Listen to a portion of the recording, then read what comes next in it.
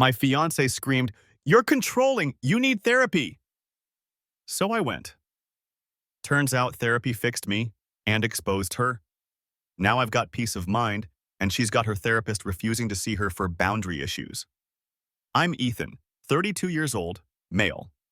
I used to think I was steady, boring maybe, but reliable. I work as a mechanical engineer, the kind of guy who color codes his toolbox and remembers oil change dates like their birthdays. My fiancée, Marissa, 29 years old, female, was the opposite. Spontaneous, wild, always with a new scheme or dramatic story. I think that's what drew me in at first.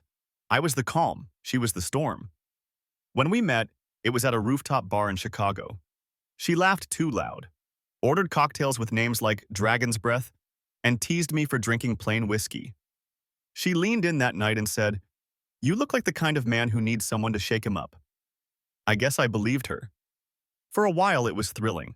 She'd pull me into last-minute road trips, drag me onto dance floors, whisper outrageous plans like we were co-conspirators. But as the years stacked, that storm energy started to feel less like excitement and more like chaos. She had this habit of turning every disagreement into a test. If I said I preferred a quiet night in, she'd pout, "You're so controlling." If I asked her not to invite random people over on a Tuesday when I had work at 7 a.m., she'd say, "You don't know how to live." The first real fracture came one Saturday night. We were at my place, our place now, though it still felt more like mine. My shelves lined with technical manuals and her scatter of crystal trinkets and half-burned candles. We'd been arguing about something stupid. She wanted to buy a puppy. I said we should wait until after the wedding. Out of nowhere, she exploded, "You're controlling, Ethan. You need therapy." It wasn't just the words, it was the way she screamed them. Veins tight in her neck, face red, hands flailing like she wanted to throw something. My chest knotted up.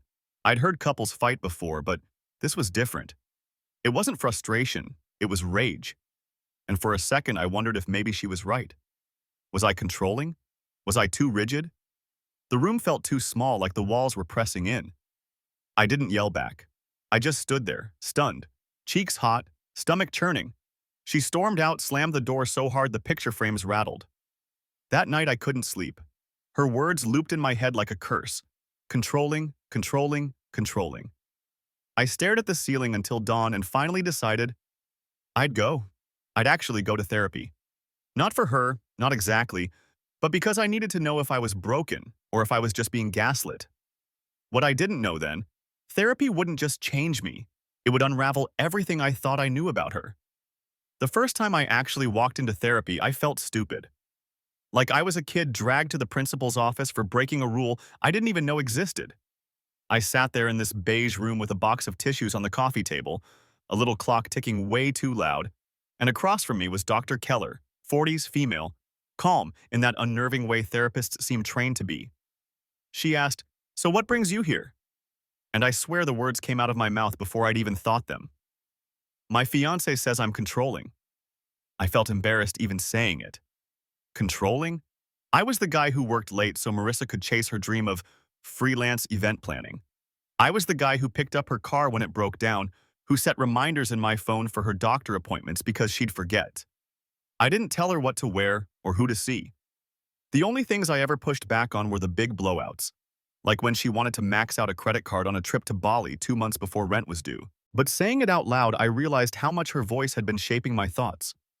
Dr. Keller leaned in a little and said, "What does controlling look like to her? And what does it look like to you?" That stuck in my head for days. Meanwhile, things at home were tense. Marissa would swing between icy silence and these dramatic bursts of affection, like nothing had happened. One night, she came home drunk after a networking event and decided she wanted to cook pasta at midnight. When I told her maybe we could just order something and not risk burning the place down, she hurled a wooden spoon at the wall so hard it snapped. Then she burst into tears saying I didn't trust her. Another time, I got a text from a coworker about a project deadline. Marissa snatched the phone out of my hand, demanding to know which bitch was texting me. It was literally Steve, my project lead. Middle-aged, balding, father of 4. She threw the phone at the couch, barely missing my face, then stormed into the bedroom and locked the door. Every fight ended the same way. Me apologizing. Even when I wasn't sure what I was apologizing for, I just wanted peace. I hated the way my chest tightened every time she raised her voice, the way I felt like a dog waiting for a kick. But therapy was planting seeds. Dr. Keller had me write down every argument, every blow-up. Seeing it all on paper was like looking at a crime scene board. Patterns started to appear. Her rage always flared when she felt cornered, or when reality didn't match her fantasy. Whenever I asked for accountability, about money, about drinking, about her so-called networking friends, she spun it back on me. Suddenly, I was controlling. The kicker? Dr. Keller asked if Marissa would ever join a session. When I brought it up at home, Marissa laughed. Not like it was funny, more like a scoff. Oh my God, Ethan, you're pathetic. Therapy's supposed to fix you, not drag me into your issues. And then she said it, dead serious. If you keep pushing this, I'll just tell everyone you're abusive. My stomach dropped. That word, abusive, hung in the air like a loaded gun. That was the night I realized therapy wasn't just going to be about fixing me. It was about survival. Don't forget to subscribe. The word abusive didn't leave my head. It replayed every time Marissa's voice rose, every time I felt my stomach twist before walking in the door. What scared me wasn't just her saying it, it was how calm she looked when she did. Like she'd rehearsed it, like she knew it was the ultimate nuke to drop if she ever needed leverage. Dr. Keller saw the fear written all over me the next session. She didn't even wait for me to start. She said softly, "Has she ever threatened you before?" I told her everything, the spoon, the phone, the drunken pasta night. Keller didn't look shocked, which made me feel both validated and sick. She explained something called projection, how some people accuse others of the very thing they're doing. Control isn't telling someone not to burn pasta at midnight, she said. Control is throwing objects when you don't get your way. That landed hard. At home, Marissa must have sensed the shift. I wasn't apologizing as fast. I wasn't taking the bait in every fight. One evening, she cornered me in the kitchen, shouting about how I never supported her. I just looked at her and said, "We can talk when you calm down." I thought staying neutral was safe. It wasn't. She exploded, slapped a glass off the counter, shards everywhere, some catching my arm. Nothing deep, but enough to bleed. She gasped when she saw the cut, but instead of apologizing, she screamed, "Look what you made me do!" That phrase, Jesus, I froze. For a second, I actually wondered if I was crazy, if somehow I had made her do it, but no. Dr. Keller's voice was in my head. You cannot make someone else's choices for them. The real breaking point came a week later. We were at my friend Marcus's birthday dinner. I'd been nervous about even bringing her, but I didn't want to raise suspicion. Things started fine, until Marcus's girlfriend mentioned her new puppy. I swear, that was all it took. Marissa launched into a rant about how I was so controlling, I wouldn't even let her get a dog. Right there in front of 12 people, she said, "Ethan needs therapy because he's suffocating me." The table went silent. I felt every eye shift to me. My ears burned. I muttered something about grabbing air and left for the bathroom. When I came back, the mood was ruined. Marissa was sulking, glaring at me like I had embarrassed her. On the ride home, she was eerily calm, just scrolling on her phone. Then out of nowhere, she said, "If you ever try to make me look bad again, I swear to God, I'll tell everyone you hit me." I almost crashed the car. She didn't yell it. She said it soft, almost bored, like it was a fact she was tucking in her pocket for later use. That night, I slept in the guest room with the door locked. I stopped looking at Marissa the same way after that car ride. Once someone threatens to brand you an abuser, you don't just shake that off. It hangs in the room like poison. Therapy became less about figuring out if I was controlling, and more about figuring out how the hell I'd let myself end up here. Dr. Keller didn't mince words. She said, "Ethan, this isn't control. This is volatility. You've been living in survival mode." That phrase hit me harder than I expected, survival mode. Because she was right. Every day I was calculating. What mood is Marissa in? What do I say? How do I say it? How can I avoid the next explosion? I thought I was keeping peace, but I was really just living in fear. Meanwhile, Marissa must have felt me pulling away. And when she felt me slipping, she doubled down. One Friday night, she barged into my office while I was on a Zoom call with coworkers. She was holding my phone, waving it in my face, shouting, Who's Jessica? Jessica is my HR manager. Her name literally showed up with HR in the contact line. Marissa didn't care. She screamed so loud my team heard through my headset. I was humiliated. I had to log off early, making up some excuse about internet problems.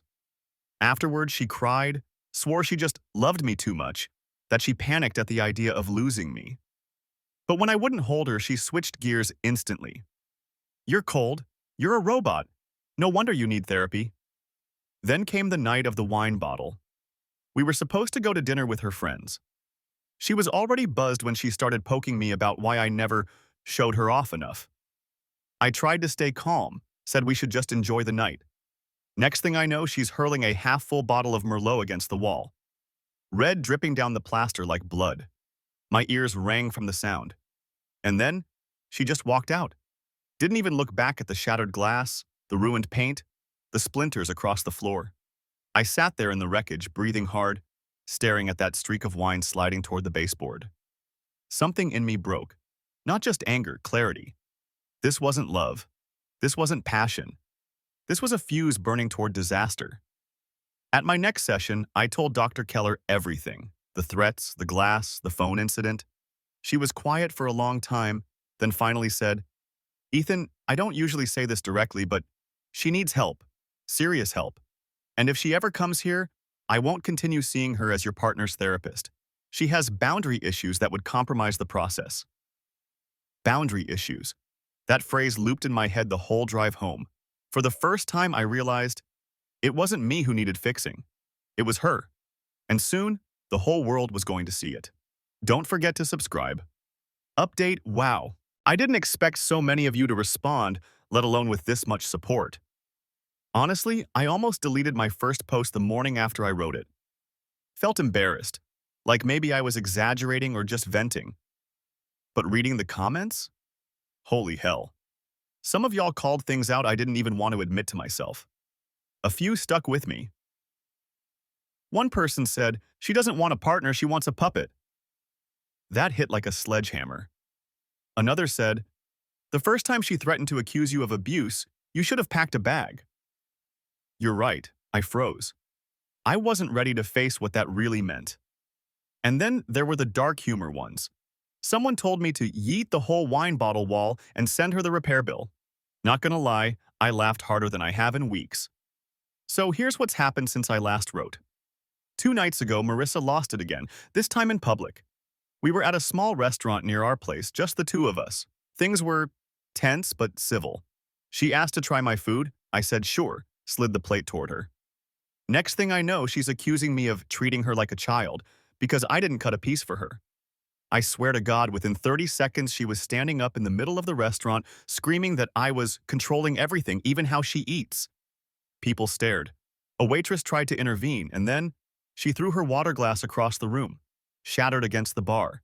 I wanted to sink through the floor. Security escorted us out, and Marissa screamed the whole time about how I was embarrassing her. When we got home, I locked myself in the guest room again. She banged on the door for an hour, crying, apologizing, then threatening to leave me for someone who actually knows how to love. I didn't answer. Here's the kicker. I told Dr. Keller about the restaurant meltdown, and she said something that shook me. Ethan, you're not in therapy for control. You're in therapy for trauma. This relationship has traumatized you. That word, trauma. So here I am. I've started documenting everything.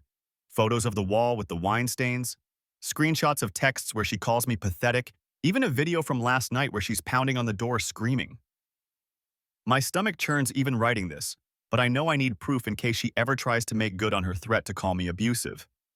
Some of you told me to run. Others told me to play it smart. I think I'm leaning toward the latter for now.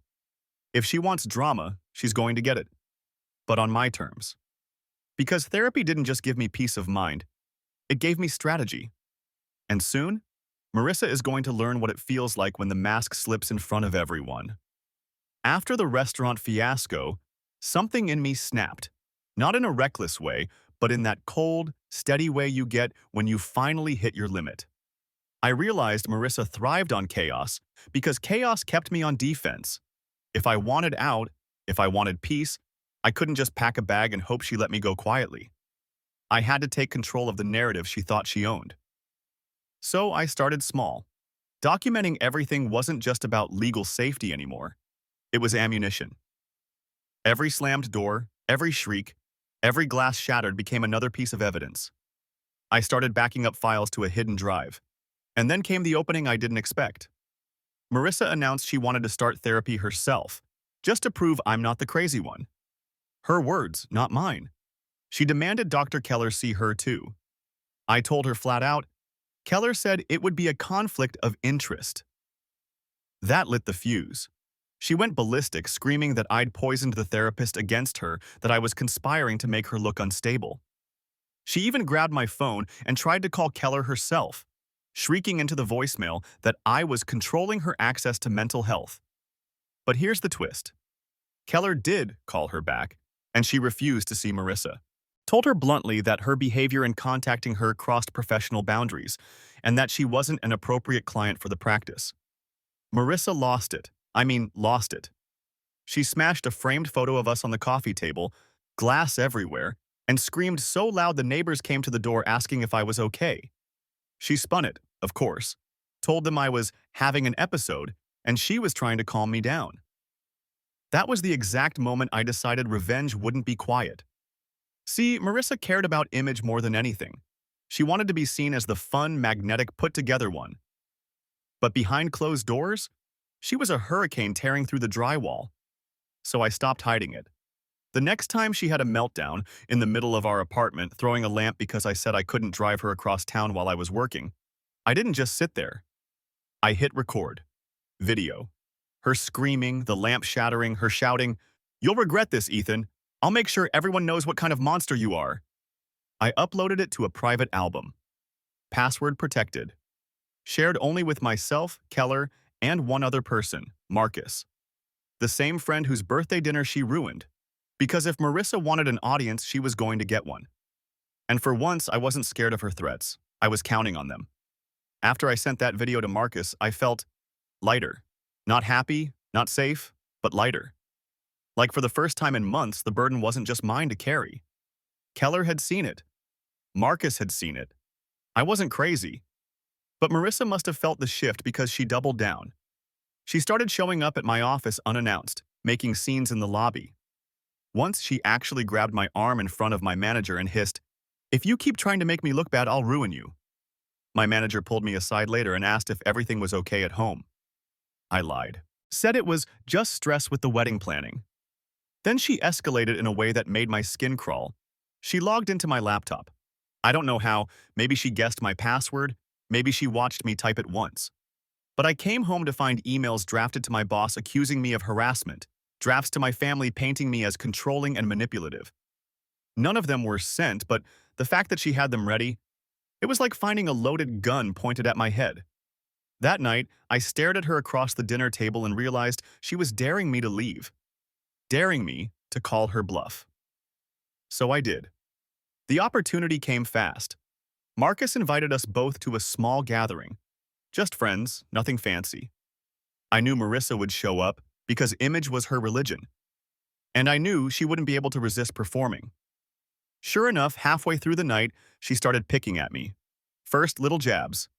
"Ethan's too uptight to dance." Then louder digs. "Ethan needs his therapist's permission before he does anything fun." People chuckled nervously. I just smiled. And then she snapped, accusing me of isolating her, making her feel worthless, her voice rising until the whole room went quiet. She pointed at me and screamed, "He's controlling! He's abusive! He needs therapy!" That was my cue. I pulled out my phone, opened the album, and cast it to Marcus's TV. The room filled with the sound of her voice, not mine. Her screaming, her throwing things, her threatening to accuse me of things I never did. Clip after clip played while she froze in the middle of the living room, face draining of color. No one said a word. Not a single person bought her act after that. When the last video ended, I just said quietly, "This is what therapy showed me. Not that I'm controlling, that I'm surviving." Marissa bolted out the door, sobbing and swearing she'd make me pay. But everyone had already seen the truth. For the first time in months, I slept like a rock. Update 2. Well, that escalated faster than even I expected. First off, thanks again to everyone who's been following along. Some of you said, record her, protect yourself. Others said, exposing her publicly might be the only way she stops. I didn't think I'd actually have the guts to do it, but here we are. So yeah, the gathering at Marcus's place blew everything up. People keep DMing me, asking if she really just left after the videos played. She did. One second she was screaming about me being abusive, the next she was standing there pale as a ghost, and then she bolted. Door slammed so hard a picture fell off the wall. The fallout? Immediate. Marissa's phone has been blowing up, not with support, but with people calling her out. Apparently, Marcus's girlfriend posted something vague but obvious on Instagram. When the mask slips, the truth comes out. Some of y'all need therapy, not scapegoats. Half her friend group unfollowed her within 24 hours. And here's the wildest part. She actually tried to spin it with Dr. Keller. She left this frantic voicemail claiming I edited the videos to make her look bad. Keller called me directly after and said, Ethan, I want to be clear. I will never see her as a client. Her behavior is a boundary violation. Focus on your safety. Hearing that from a professional felt like I'd been handed a bulletproof vest. Of course, Marissa didn't take the loss quietly. Yesterday morning, I woke up to find my car keyed. 3 deep lines across the driver's side. Not subtle. I can't prove it was her, but let's be real. Who else? My neighbor said they saw her near the lot around midnight. Some of you are going to say, file a restraining order now. Believe me, I'm already looking into it. I've got the evidence, the videos, even neighbors willing to back me up. But here's the thing I didn't expect. Peace. Actual, quiet, peaceful mornings. She hasn't been back to the apartment since that night. I can make coffee without bracing for yelling. I can breathe without checking the air for smoke. I thought therapy would fix me. What it really did was unmask her. So now I'm sitting here with peace of mind. And Marissa? She's got a therapist who won't touch her, a friend group that's bailing, and a reputation she can't scream her way out of. And I'm not scared anymore. I should have known Marissa wouldn't just vanish after being exposed. People like her don't go quietly, they go nuclear. The first wave came through my family. My mom called out of nowhere, frantic, saying Marissa had shown up at her house crying, telling her I'd been emotionally abusive and was trying to ruin her life with doctored videos. Mom's a worrier by nature, and for a split second I could hear that doubt in her voice. That old, familiar knot tightened in my chest. What if they believed her? But then Dad cut in on speakerphone. His voice was steady, almost cold. Ethan, don't worry. We told her to leave. She won't be welcome here again. That was the first time I realized my family saw the truth too. Relief hit me so hard I almost cried. Marissa didn't stop there. 2 nights later, I came home from work and found sticky notes plastered across my front door. Bright neon squares with scribbles like, "You'll regret this. We were meant to be. I'll tell everyone what you did." My stomach dropped, but instead of fear, I felt tired. Just bone-deep tired.